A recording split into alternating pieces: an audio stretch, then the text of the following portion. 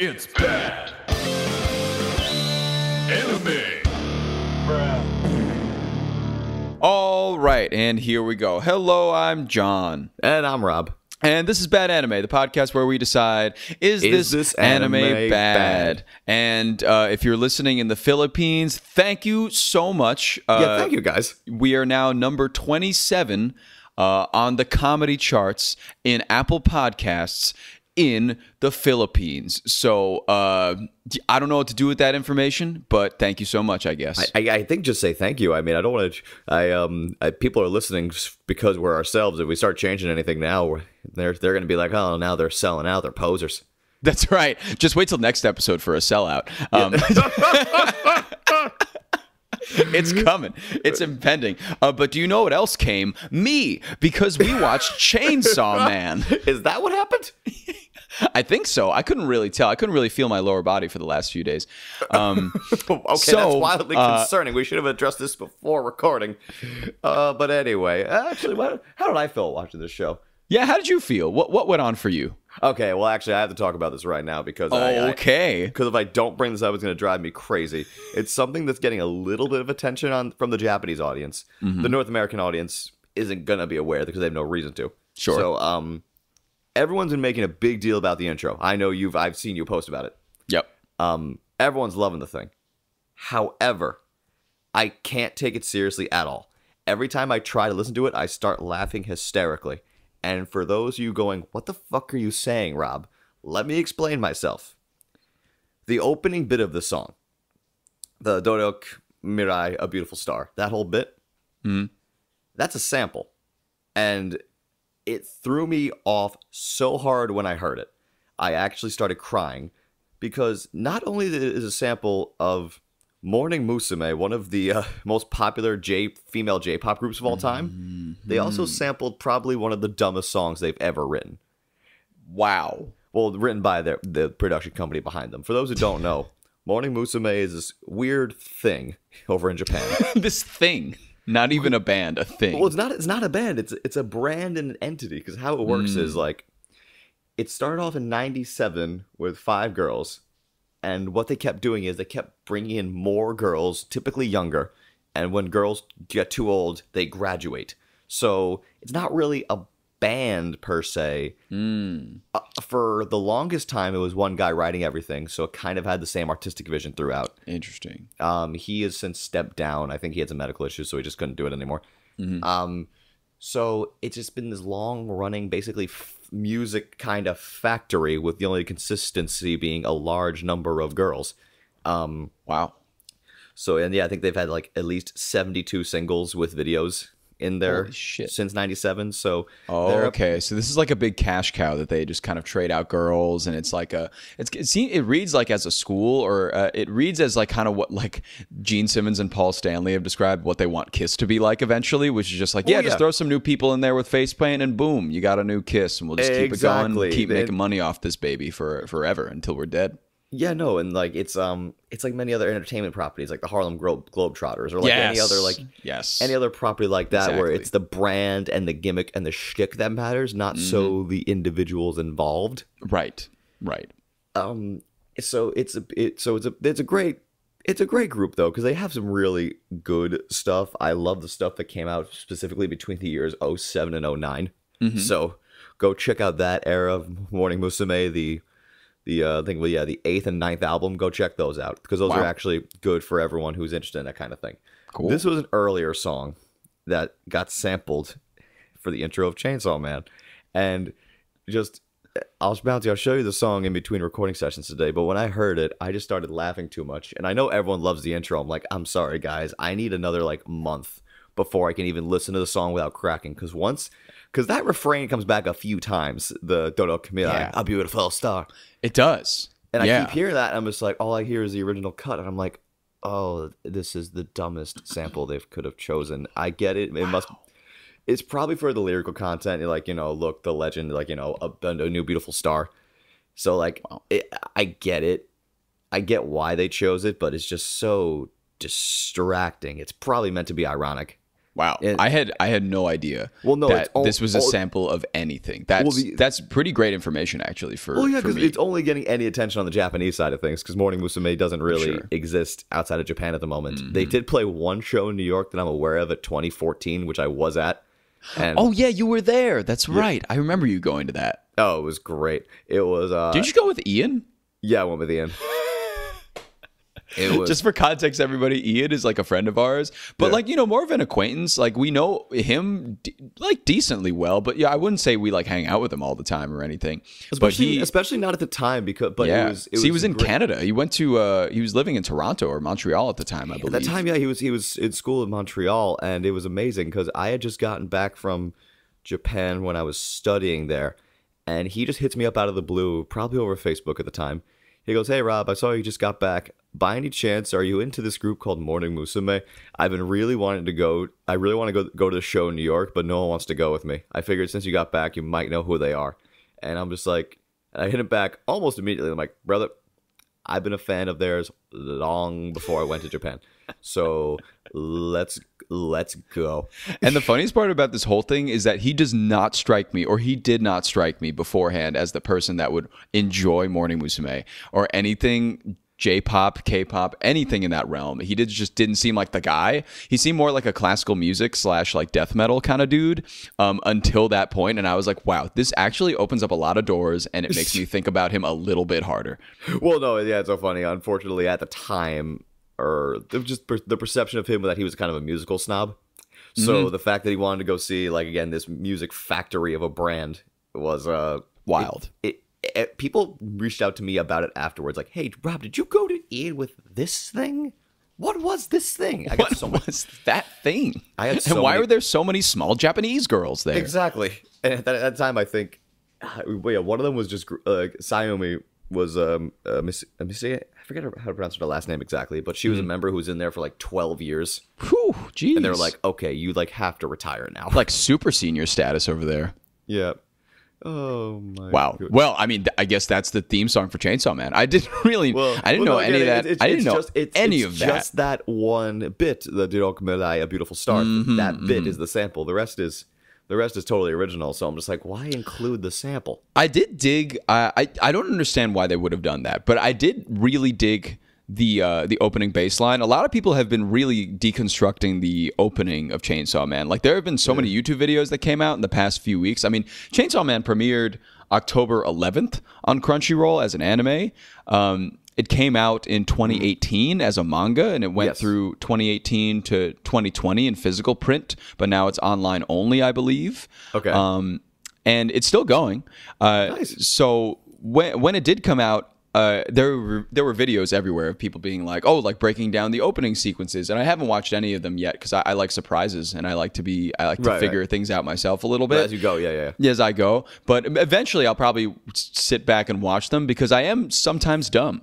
So it will be cool to learn about those things. Sometimes dumb. Because there are like a lot of great references in there apparently. But yeah, anyways, with that opening anecdote, which thank you for, we watched Chainsaw Man, at least the first 3 episodes. We're going to talk about it here and figure out if we're in or out. It's our 3-episode rule, the traditional 3-episode rule. Yeah, baby. So at the time of recording, I think they're only up to episode 4. So yeah. we're hopping on this one right as it's in like the height of it, like as it's going. So And I knew that that's something that I wanted us to do because this anime has been, I mean, even if I could take it back to when I was at Crunchyroll Expo earlier this year, like this anime has been the most hyped up anime that I've ever heard about. And like this is even before, you know, like when I was a young kid, I was getting VHSs sent to my house of Yu-Gi-Oh! I was getting DVDs sent to my house of like the first episode of Naruto, like in that way. This is way more hyped up because it has an internet culture behind it already.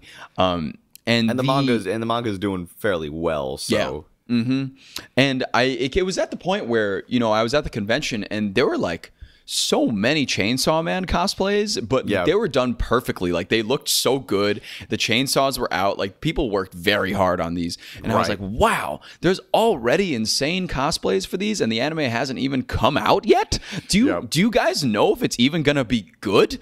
Like that was my first thought. Like there's so much hype around this. Like what if it's just bad? Haha.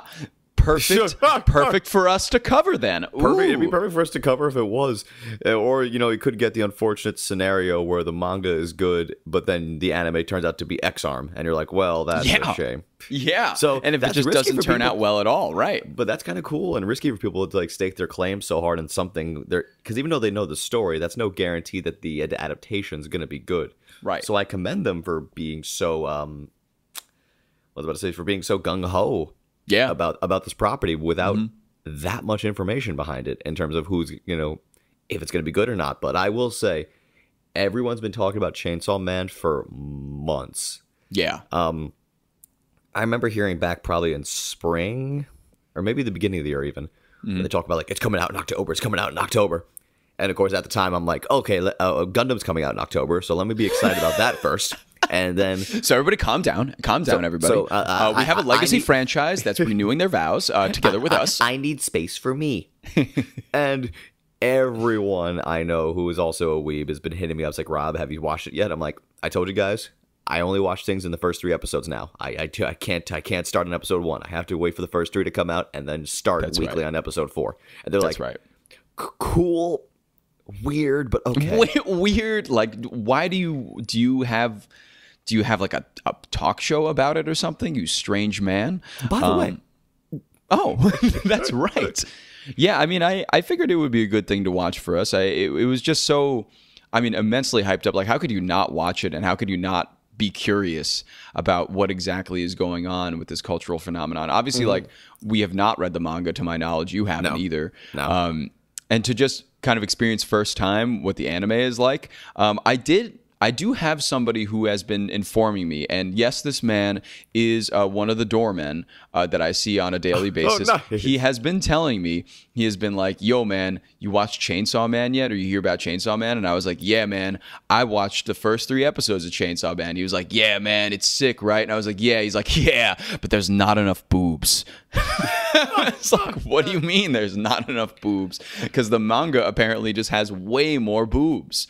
Is at least the inclination that I've gotten from this guy. Okay. So this is one of the things I have to talk about, because this is something that we'll get to just in more depth as we go. But the overall story of this really surprised me, and the overall tone, because when it comes to anime that get this hyped and this popular at this quickly, the protagonist usually isn't this horny. I mean, you're right. You're right. And what you're telling me right now, if there's more boobs in the manga, then we're veering right into that high school DxD territory, where the guy just wants to touch boobs, and that's his entire goal. Yeah, I think the most interesting thing about Chainsaw Man is that, skipping some plot points, skipping some major characters, and getting back to that in a second. But this is something I really wanted to talk about, because the main character Denji, right? In the first episode, his goal, or his life goal, is to, be able to eat. Be able to just eat jam on toast. Just like very simple things like that. And, you got to respect a goal like that, because it's very humble, and, he's in severe debt. And he's living in a shack, like a little... Right. With just the shack. cutest fucking chainsaw dog you ever seen. And he just wants them both to eat. He wants a good life for himself and, oh man, what's the dog's name? Pochita. Yeah, Pochita. Yeah. Pochita. Yes. And he wants a good life for both of them. So he's trying to make money and try to get out of debt and to, get him food and stuff. And then the next 2 episodes, when he does get food, he's like, wow, what's my big goal now? What's my like big life's goal? And he's like, you know what it is? It's to touch boobs. But it's funny because he plays it so straight, and he never laughs about it. He's never like, haha, I would love to touch some titties. He's always just like, okay, I'm gonna touch titties. And that's my job. Because here's the thing, right? I assumed that was like a joke or a euphemism. I assumed, like, when I saw all the TikToks about it, when I saw all the conversation, I thought that was just the internet being funny. Like, okay, so clearly, yes, he has like a sexual motivation. He's doing it for a girl. He doesn't literally want to touch boobs. But no. And one of the lines that got me was like, I'm never going to be able to go all the way with a girl. but second base is something a guy like me can do. I'm like, oh, he literally wants to touch boobs. That is the motivation of our main character. Just so logically driven to touch boobs. And like that is the funniest, because there's no overarching like, oh, like I want to become the Hokage, or like I want to do this, or I want to accomplish that. He's trying to accomplish something that is seemingly very attainable within the first few episodes. It's seemingly something that normal people, especially in relationships, would do all the time. And for him, it's just not something that he's ever been able to do, because he's been robbed of like his teenage years, of his childhood and all that stuff. Yeah, we should probably go back to the beginning and explain why he was robbed of that, which is, again, I kind of knew nothing going into this, and I liked the fact that I knew nothing. Me too. Just to discover the plot naturally, how our main character, Denji, when we first meet him, he's like doing a bunch of calculations about how much money he still owes people. And he's going over, like, because apparently he sold a kidney, he sold his right eye. And he's like, all right, I sold all these for this much money. If I work at the lumber yard, I can make this much money. Because what happened was his father died and had a tremendous millions of yen debt to the Yakuza. Mm-hmm. And the Yakuza were like, you got to give us the money, kid. Yeah, and he's like 7. And they're like, very young. Yeah, so your old man couldn't pay. So, kid, if you don't have the money by tomorrow, we're going to have to kill you too. And it wasn't even the whole amount. It was that month's installment. That's right. It wasn't even the whole thing. And the month's installment was still a large sum of money that is completely unattainable for this child. But this is also where it gets kind of confusing, though, because when they throw out numbers, it's yen, so you have to, like, move the decimal points a little bit forward. Right. Because when they say, like, for example, when you say the number like 10,000 yen, that sounds very scary. But then you realize that's $100. Yeah. You know, it's but still, in a day for a 7-year-old, $100 maybe a tough thing to get, you know? Yeah, and it wasn't even. It was way more than that. But that's just my example. You have to like when you talk about all these conversion rates, it's like, oh my god, he made $1 million for a kidney. It's like no, he probably made like 10 grand for that kidney. Yeah, probably at the most. So yeah, which is still, I mean, good reason to sell a kidney. It's true. But yeah. So he's brainstorming ways to pay off this debt, and around that time he meets Pochita. Who's this cute little demon kind of plushy dog with a goofy chainsaw nose. So and this thing is like bleeding out and dying. Mm-hmm. And Denji reveals that he's a devil, which exists in this world. Not Denji himself. The dog is the devil. Mm-hmm. And Denji's like, I hear devils can be healed with human blood. So he offers his arm to the dog, and he tells it to bite him. And it's like, well, you're making a contract now. You have to live, and you have to help me pay off this debt. And the dog's like, sure.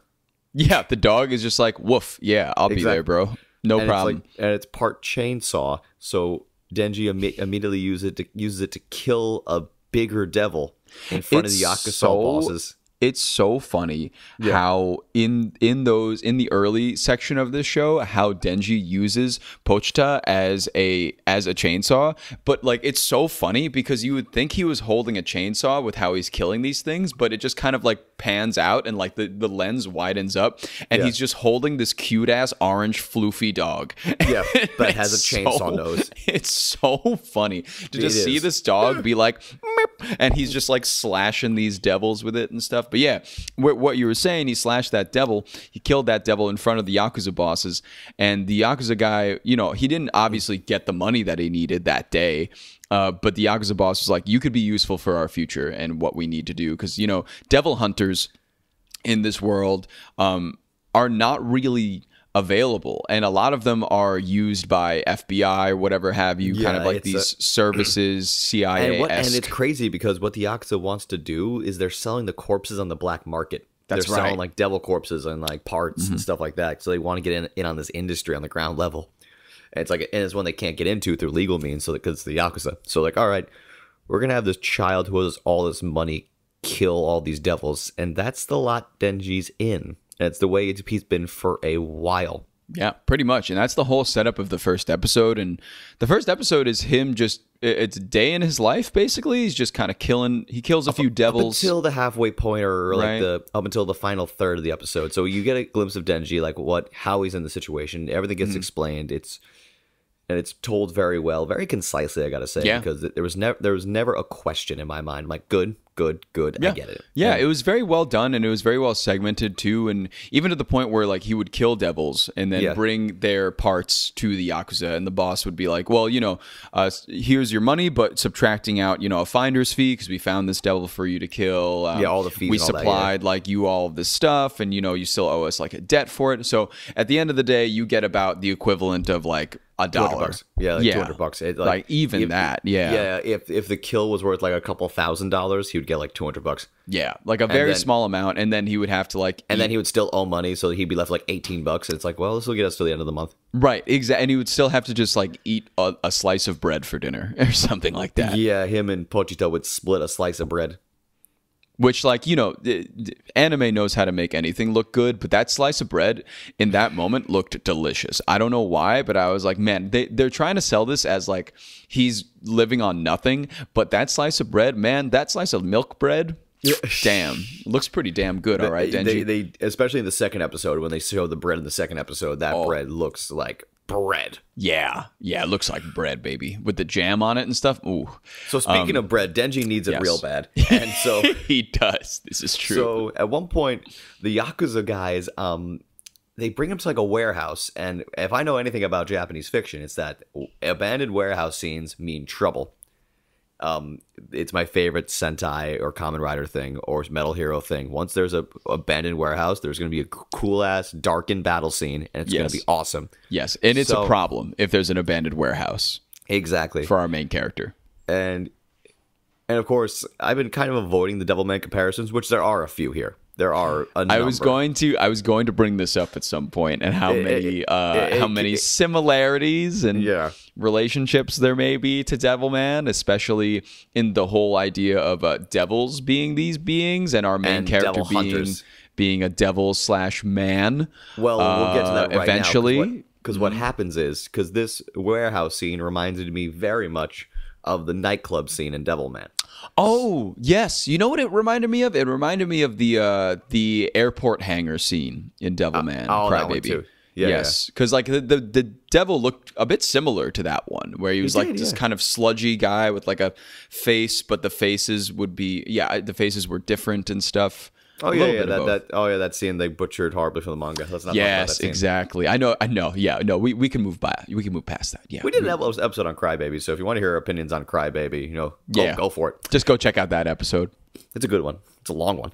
Yeah, and it is long. It's like an hour. Jesus, what were we doing that day? I like Devilman. I have a lot to say about Devilman. I know you do. That's why you're here. That's one of the many reasons why I'm here. Also, I'm a great drink companion, even though there's a monster next to me. Spoilers, is actually like 11:40 in the morning when we're recording this. You're drinking Monster at 11:40? What a little bitch. I'm drinking water. So there, you cuck. What? Why did you bring that up? Well, because there's actually a great Hulu documentary about this guy who like about cucks. Yeah, this guy cucked his way into like the head of like the most profitable evangelical Christian family. I think it's called God Forbade. I started watching it. It's wild. And I just realized I'm nude from the waist up today. Yeah, I mean, I didn't even blink. I'm just like, I don't know why you're grasping at your chest as if you have boobies. I just wanted to show you my nipples. They're very hard to see. They're very small. Well, I was about to say, even if you tried to show me them, then it's not going to transfer over Zoom. Zoom like blurs them out. Zoom's like none of this, please. None of this. I'm not wearing my glasses, so we don't allow child pornography on Zoom. I'm 14. Part of me wants to take that bit out, but I'm like, no, we have to leave that bit in. We'll just leave it. Oh my goodness! Why not? I'm 28 for the Federal Trade Commission. I'm 28. I swear to God. Well, we just opened this episode with our talking about our recent like kind of bump of viewership in the Philippines. It's like, well, never mind. I'm watching. Never mind. Something. Yeah, we're going back. We're bumping from 27 spot now to 59. Perfect. Great. Thank you. So speaking of cucks, Denji. Yes, continue. Sorry, where do we leave off? They're in the warehouse. They get to the warehouse. Yeah, he's talking with the Yakuza boss. Yeah, talking with the Yakuza boss, and the Yakuza boss goes like, Denji, you've done us well in these years of service. I'm like, oh no, they're about to kill him. And yep. So it looks like the entire Yakuza has been possessed by this giant devil. Again, it's a mix between kind of the sludgy kind of demons from Devilman Crybaby, but also they reminded me a lot of old school tentacle monsters from like Ixer 1 or like some of the like old school, like not even pornography, just like when tentacle monsters were the rage in general. Right, when they were a big deal, yeah. And then later became all porn. Funny how that happens to everything. It just happens, you know. To everything. Yeah, I mean, there's a football right here next to me right now, and all I'm thinking is, what if you try to? Anyway, so it's this giant kind of like a mind-controlling tentacle demon thing. Yeah. Looking to kill all the devil hunters, because it's like, you're destroying our kind. Right. So it works. They straight up murder Denji very quickly. They slash him, like they decapitate him. They rip Pochita in half. And they throw both of them in a dumpster. Yeah, and they're completely dismembered, and also at this point, all the Yakuza has been converted into devils because this. Well, they're more like zombies, honestly. Yeah, they get zombified. You're right. Yeah, they're more like ghouls, more so than a free-thinking devil. So they're like with weird ghoulish type things, and like even like the Yakuza leader who we've been following this whole time, he's like a mindless zombie. Right, and the animation for these zombies and for the devils, I may say, it's very like it's very cool. It's very crude, and I really like that part about it. It's very like murky and stuff. And that's like, exactly why I keep bringing up Crybaby, because it gave me very similar to that aspect of Crybaby. The rest of the animation, because the animation runs a really cool gamut here. There's a lot of CGI being used, but it looks really good. Right. I don't even hear people mentioning the CGI when they talk. Yeah, I haven't heard that mentioned, but I did notice it, of course. But it really wasn't like it was used very sparingly. You and I have been watching so much modern anime. We're just like, yep, this is acceptable now. We really have, yeah. And ever since X-Arm, blew it wide open. It's just been fine for us ever since. Yeah, that was the shot of Everclear that made the rest of made the rest of the night go down a lot smoother. It really did, actually. It's like taking a shot of Everclear and shifting to beer and being like, wow, this doesn't have to be painful. I'm enjoying myself, actually. Yeah, exactly. It's like, all right, we made one wrong choice tonight. Let's not make any more. Yeah, we're back on track, people. But yeah, he gets chopped up. He's in a dumpster. And so is Pochita, but here's what happens. It was, I gotta say, sometimes when it comes to scenes like this, it feels like the writers are bailing themselves out. This didn't feel like that. This felt very natural when a couple drops of blood from Denji fell in Pochita's mouth. So Pochita was able to heal himself. And the next little scene got me hard when Pochita basically jumped on Denji's chest and it started fusing with him. And so far, Pochita's only barked, and this is the only time we ever heard that adorable little motherfucker speak. And I watched I should say the dub is already out, and the dub's already 2 episodes in out of 4. So the dub is like being produced very quickly. They're doing a simuldub situation on Crunchyroll because I think they're just recognizing how big the show is, and they're just like, you know what, let's just dubs in multiple languages are already available. So I watched the dub, and so it hit me a little more because like even though I do speak Japanese to some extent, whenever you hear it in your own language, it helps a little bit. You know what I mean? Right. So Pochita looked at Denji and said, like, I've always loved when you talk about your dreams. And like Denji can understand him. Oh. And it's like, now this is my pact. You have to keep living and achieve your dreams. And it's like, that is so adorable. I watched all subs, and it came across just as adorable. And let me just say right now, this is a weird part of the episode to bring this up. But go ahead.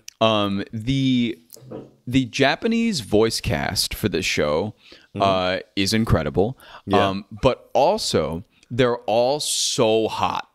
Everybody. I'm talking about like every person that has worked on this show in a voiceover capacity in Japan is just smoking. I have no idea what the criteria was, and you didn't have to go this hard, everybody. You didn't have to go this hard, Japan. But all of these people are just stacked. Like if they came to a club and I was dancing, I would look at them and be like, I'm no longer welcome here. I'm severely below average for what this club requires. I'm too ugly. I'm too ugly to be around these people. And You they know what's use only their voices. It's wild. Well, actually, here's the thing. That's actually been a kind of a small cultural push in Japan to make voice actors hotter. Wow. Yeah, because they want to sell magazines, and also, what was I about to say? They want to sell magazines, and also they want to create kind of like that idol mentality. Wow. So they want to build that kind of attraction, and Whoa. people go like, "Hey, he's about to voice Denji. You should go watch his show." So they want their voice actors to get blackpinked, essentially. Exactly. Just get super, like, get the nose job, just be hot. Just be so hot. Not as bad as Korea. I'm with terms sure of not as bad, beauty standards, but like to kind of to that effect where it's like, yo, be as hot as you can. We have to sell cartoons. It's like, I think we're getting our audiences confused here. I mean, they're all hot. The dudes, the ladies, the one that the person that voices Pochita is how, but wow, I'm just super Incredible. hot for no reason. I love super that. hot for zero reason. There should be no reason. If you're listening to this, check them out on at my anime list. Like, there's a whole listing of all the voiceover actors. And it's just crazy. It's like I'm just swiping through like hot Tinder over here. Smoke shows, right? left and right. No reason for this. Oh my God. But yes, anyways, they fuse together, right? Mm-hmm. And they have that very adorable scene of Pochita talking to Denji. And after they fuse together, it becomes very apparent that Denji is now Devil Man. Yeah, essentially. But yeah, he has devil components to him, and he's fused with the devil. So now he has the power of Pochita's chainsaws and his human sentimentality and his human nature, kind of mixed together. Although Denji throughout this show does have vampire teeth, just randomly. He just does have those that was sharp apparent from the teeth. beginning, though. Yeah. Yeah, he has that the whole time. So maybe more on that later. But Yeah. him and Pochita fuse together, and obviously you get what you see in all of the ads and all of the manga. It's Denji with those fucking huge chainsaws on his arms, out of his forearms, and off of his head. And he gains a helmet when he turns into this Chainsaw Man character, and then he just rips apart everybody. He just absolutely just buzzes through, and it was the brutal. fight scenes are killer in this. That's why this show is probably the most like it's between like the sexual stuff eventually and just the blood and gore. It's probably like the most metal show I've seen for a while, and he just rips through everybody. It's the most metal show to get this popular. So when it comes to like this level of violence, I was already like, okay, I didn't know modern anime audiences really wanted this much. But now that, and also with all the sexuality stuff, I'm like, all right, so in my mind, it was almost confusing. And I'm like, so you guys are going to bash shows of a different variety for being very similar. You know what I mean? Mm-hmm. Because sometimes people complain about the ultra-violence or the over-sexuality. Right. And it's like, you're getting those here a little bit. And, and it sounds like the manga's even more sexual. So I'm like, how did this get so popular? That's my question. I don't know. I mean, I think the marketing on it was spectacular. It must have been the marketing, or just I just don't know how this. A lot of different things. Excuse me. I need more Monster. Clearly. Yeah. Oh, yeah. That's important for you. You're a grown boy. You need to drink your Monster. It keeps me going. I'm 13. No. Why is this a running joke now? I don't know, but you opened the barrel and I'm just like, this is just funny. No, I'm also 28. Sorry to ruin any sick dreams. Anyway. Sorry everybody who wished we were under. Anyway, I'm not going to continue this. Okay, so this episode's going off the rails. So Denji kills everybody essentially. Yes. And he's just like conducted a bloody massacre of all of these Yakuza devils zombies, and ghouls, the devils, whatever you have, and then he's just kind of standing there covered in blood, just tired. And then who comes in but a Devil Hunters Association, Makima. Who is the head of, presumably, one of the heads, at least the head of the devil hunting division of whatever company this is, comes in, and she's like, oh, okay, he's an interesting specimen. All the devils that we came here to kill are dead. So he's an interesting one, and he seems like he's a devil, but also a guy. And Denji at this point is so tired that he kind of like falls into her arms. And he's kind of like pretty much dead at this point. And then Denji wakes up and goes, Miki Makimura. I'm like, no, that's the wrong character. And then Denji wakes up and goes, Rias Gremory. And no, wait, sorry, that's the wrong character. That's really the wrong character. So wrong. But he wakes up. Season 5's coming out soon. And he's like, Boobs. And Makima's like, yes, I am Boobs.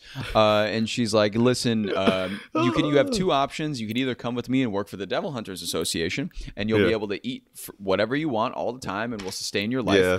Or we can kill you. And he's like, you mean you want to give me food? And I think that's how the first episode ends. And he's like, you mean I can eat something? And she's like, yeah. And he's like, with the awesome. With the nose shit and how weird she is in general, she actually kind of reminded me a lot of Mari from the Evangelion rebuilds, where I'm just like, yeah, wow, that is a deep cut. But yes, I kind of agree with you in that she's kind of like, she's like administrative kind of, but she's also in it for the chaos a little bit too. Yes, and also in the whole nose fixation and the whole like the smell thing. Yeah, she's very into the smell thing. A lot of female characters in anime recently. I can't really remember any others off the top of my head, but recently I've been hearing a lot of characters or seeing a lot of characters that are like, you smell like this, you must mean this, and it's like, whoa, what's the smell stuff going on here? But I think you remembered a little bit from what's it called, from Quintessential Quintuplets. Yotsuba was also very into the nose stuff. Yotsuba was into the smell. She's the one with the green bunny ears, correct?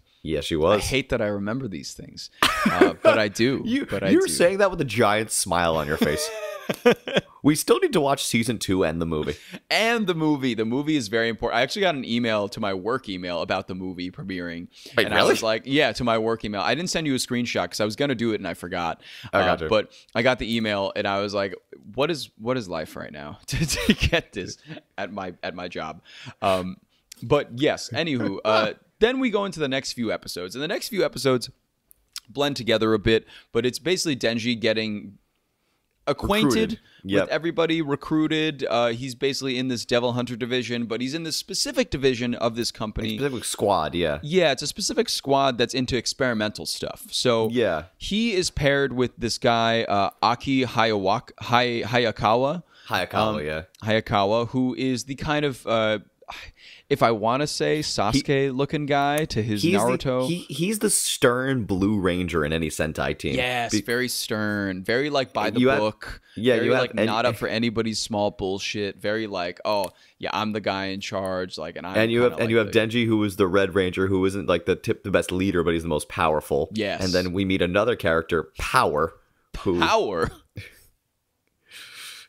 I love how in this show...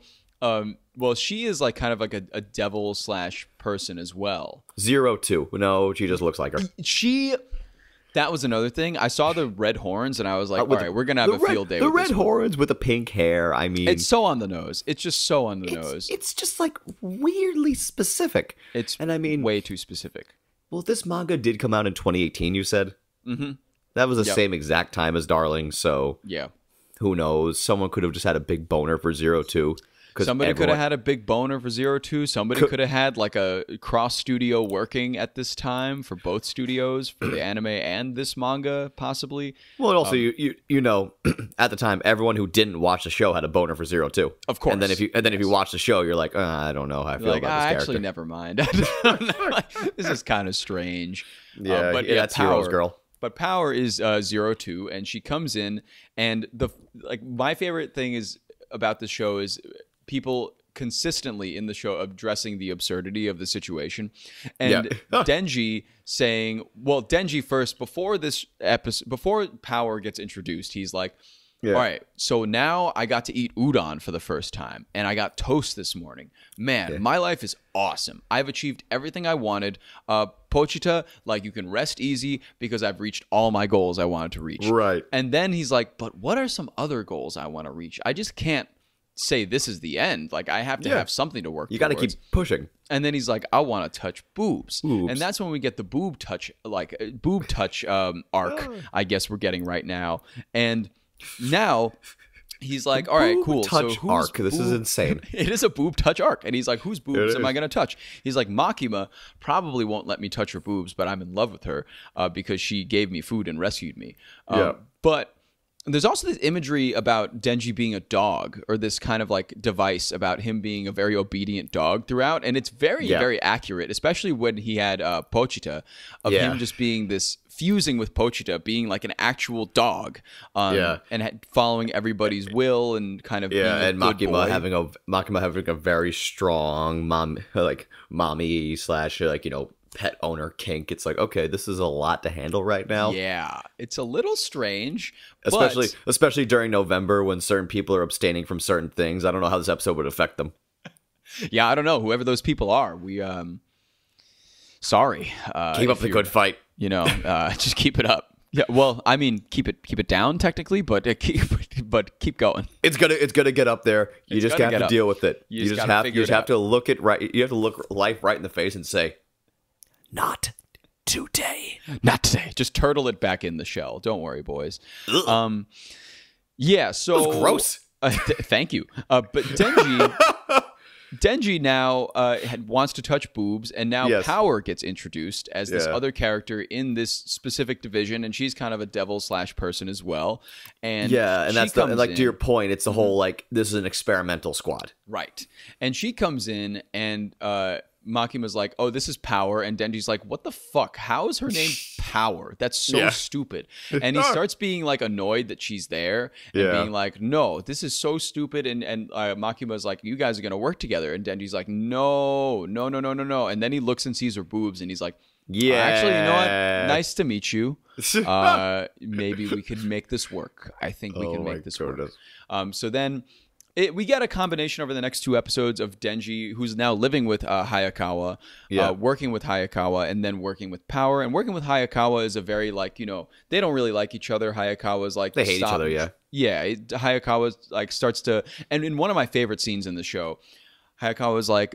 beats him up and is like, "You will never be with Makima, and you will never be an actual devil hunter. Piece of garbage." And then Denji reciprocates by exclusively kicking him in the balls. Yeah, he does like several times. It's so and every time they play a bell sound effect going ding. And he just reminds me of post WrestleMania 34 Shinsuke Nakamura, which is a very who's exclusively based on testicular attacks. Very niche, but he would just destroy the balls of AJ Styles any chance that he got. Oh God! And this is the same kind of energy I got. And Benji just beat the shit out of his balls. Oh my God! To the point where I'm like, Hayakawa's got to start wearing a cup around him. Man, it's crazy.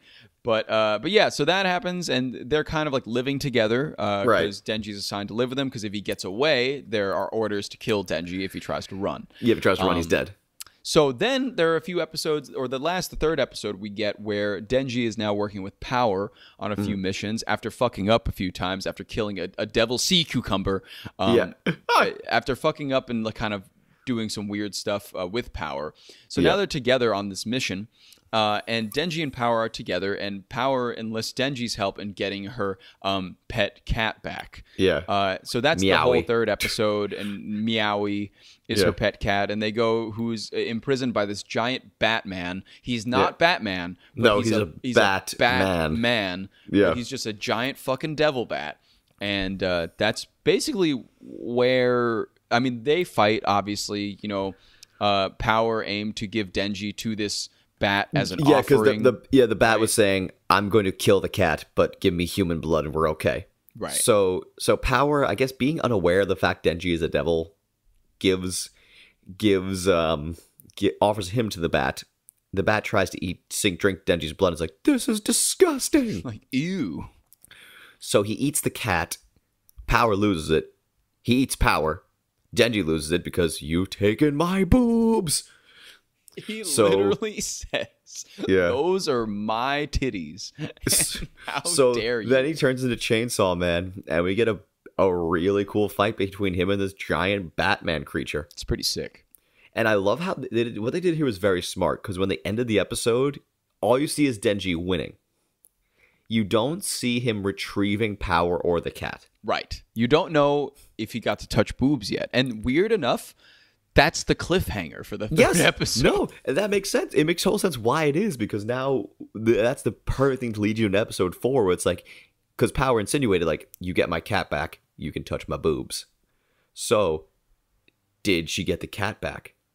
And can Denji touch her boobs? When they were making that deal, they were in this area of the office that's like vending machines and stuff. Right. And Denji was like, why would I give a shit about your dumb cat? And then Power was like, well, you know, I know what you want, so if you help me get my cat back, I'll let you fondle my chest. And then Denji freaks out. Oh, Denji's like, that motherfucker. How could he take your cat? How could he steal Meowie? I will avenge your loss. I am upset. To be fair, I mean, it's the natural male inclination. It really once boobs are involved, it's like, okay, I'm going to the end of the earth for these boobs. And he does. He really does. So we'll see what happens in episode 4. But the question is, well, there's the thing. You said we'll see what happens in episode 4. Did you give away the game there, Sailor? But the question is, are we getting to episode 4? Are you and I gonna be in, or are we gonna be out? Rob, if you would like to, feel free to give me your opinion on this whole thing, and if you're gonna stick with it or if you're not gonna stick with it. Well, I have to know if my boy Denji gets some boob. I'm in. I'm in, and I'm way more in than I thought I'd be. Yes, I guess if I had to give the show one critique, or it's not even a critique, it's just something I have to point out. It's not very original in a lot of ways, but luckily for the show, they're reusing a lot of tropes and stuff that I like. So I'm biased, and again, they're reusing pop songs that I like. So sampling. Right. So it's just, I don't think I'm taking, the thing is, I can't tell if people are taking the show seriously or not. Because in a lot of ways, it's very comedic. And I wasn't sure, going in, I didn't know it was going to be that comedic. And that was a nice surprise to me. The fact that the show is genuinely funny. Me too. And there's a lot of cool action set pieces here. And these characters are engaging. Denji's struggles are very engaging. The fucking dog got me. I almost cried. I had to go hug my dog afterwards to make sure he was okay. But this show was funny, action packed, and intriguing generally. So I gotta say, I'm on this hype wagon. I'm gonna see where this show goes. I want to continue, and I'm excited to do so. Yeah, I need to say the same thing, because this was way better than I expected. And totally. I'll tell you exactly what I was expecting, too. I was expecting, I didn't really watch many of the trailers. I didn't watch many of the previews. Even at Crunchyroll Expo, I didn't go to any of the panels for it or anything like that, because I just wanted to just watch it and know. Nice. Going in blind. I just wanted to, go in completely blind, as I like doing most of the time, and just figure out, okay, do I like this? Do I not like this personally? Right. Not going to try to let anybody else affect my opinion. Yeah, you don't want people coming in and muscling on and trying to force their views down your throat. Exactly. But they can force other things down my throat, but not that. Anything, anytime, especially pie. I like pie. And cocks. What? Anyways. If pie wasn't enough of a metaphor for a vagina, you had to just completely dispel everything and talk about dick. But yeah, I wanted to, experience this show for the first time, not knowing anything. Yeah. And luckily, it's very good. It's just good. I thought it was great. I was completely expecting something way different. Seeing all the imagery from Chainsaw Man, I never saw what Denji looked like outside of the Chainsaw Man costume or the Chainsaw Man getup or form or whatever. But I thought it was going to be about Chainsaw Man, like this just guy with chainsaws on him, with no explanation of why he has chainsaws, no explanation of nothing, and I didn't expect any dialogue either. Oh wow! That's how much I was like, oh well, I mean, he's a guy with chainsaws on him, he's probably not. How can he talk? Okay, he's not going to speak that much, and that's what I thought was going to happen, and we would have to learn eventually about where he's from, what he's about, why he has chainsaws and stuff. And then instead we got the Devilman narrative. I thought we were getting something more on the long lines of Berserk or something in that way. Gotcha. Very just super dark, very violent, very but no. We got something that I think really leaned into the ridiculousness of what it is. Yeah, it's something that was self-aware. Yeah, it's very self-aware. It understands exactly what it's doing. The playing it straight part is incredible. Our friend Sean texted me about it, and it really made me see the point about him not like, for lack of a better term, no selling Yeah. how funny the situation he is in currently, and the situation that his goal in life is for the second 2 episodes of the show is to touch boobs. Yes. Absolutely hilarious. Definitely a game changer anime in my mind. I think it's really just the animation is killer. Everything about it is top notch. The story is great. You're right, though. It is a bit unoriginal in some cases, especially with the Devilman comparisons we've been drawing. Yeah. But overall, being unoriginal isn't bad. Like, I never really laud something for being unoriginal. I just want it to do it well. You know? Exactly. And I think I've made that point several times on this podcast. You have. Now that I think about it, again, it's not a criticism, but I feel like just, I guess you could say, like, not the argumentative, but I guess argumentative or journalistic, whatever, part of my brain's kicking in. I'm like, I'm just praising the show a lot. I gotta say something that's but if the closest thing to a negative I can say is that it's a tad unoriginal, that doesn't really mean a lot. It's not a bad thing. It's really not a bad thing. It's just not at all. It's very hard to be original nowadays because everybody's already done everything, right? Especially in the anime world. And especially if you take something that has great components from a lot of different things and puts them into a new thing, hey, that's original in its own way, I think. It really is, and I'm excited to see where they go with this wacky little world they invented. Mm-hmm. I like these characters. I loved the animation. I just like the show. That's all I can say. Just from the bottom of my heart, I liked it. Yeah, I liked it too. And I'm excited to see if he gets to fondle boobs in episode 4. I really hope he gets to touch the boobie. Touch the boober. They're touching the boober. Well, anyways, everybody, thanks for listening. Thank you all for listening. If you're in the United States, if you're in the Philippines, if I don't know, maybe Australia, maybe. Hey, if you're listening, I'm not going to attempt the accent. Thanks for tuning in. Neither am I. But thanks for tuning in. Appreciate it, and we will see you next time. And enjoy the Chainsaw Man, baby. Maybe we'll do a Everyone season 1 roundup. Chainsaw Man. We'll probably keep you updated with our thoughts periodically. Have a good day, everyone, and we'll talk to you all real soon. Bye bye. Vroom vroom. Chainsaws. It's bad. Wow, oh my god, what a rousing podcast of anime conversation. Am I right, my compares? Am I right, my weebdom?